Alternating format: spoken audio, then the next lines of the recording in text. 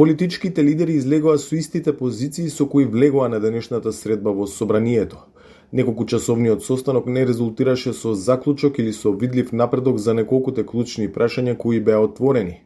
Она на мнозинството за уставни измени заради вклучување на бугарите, неопходни за продолжување на пристапните преговори со Европската унија, и она на опозицијата за можноста за предвремени избори. Премиерот Ковачевски вели дека е добро што сепак се седнало на иста маса. Не смееме да дозволиме уставните измени на кои се обврзавме со европскиот предлог, со заклучоците од собранието, да бидат пречка која самите ќе си ја поставиме. За прв пат одлуките зависат само од нас, а блокадата, ако се случи, ќе ја направиме ние.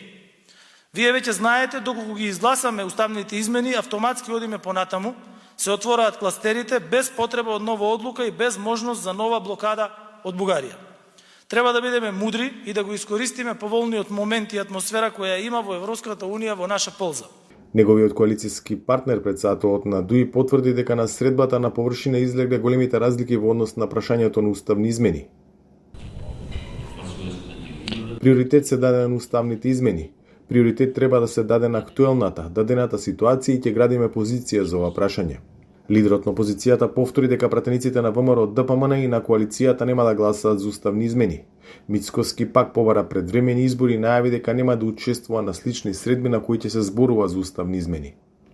Парламентот да се распушти, да формираме техничка влада и да одиме на предвремени парламентарни избори. Тоа беше и од наша страна побарано денеска на денешниот состанок, откако стана очигледно дека немаме мнозинство кое што би гласало за евентуални уставни измени кои што ги предлага владиното мнозинство. Констатиравме и дека ова е задоцната средба и дека консензус и консултации со парламентарни политички партии се прави пред да се носат одлуки.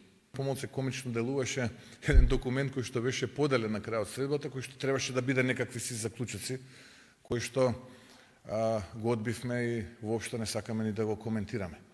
На денешната средба од лидерите не присуствуваа првите луѓе на Беса Билал Касами и на Левица Димитар Апасиев. Касами измените на уставот ги условува со замена на формулацијата јазик кој го зборуваат 20% од граѓаните со албански јазик во уставот.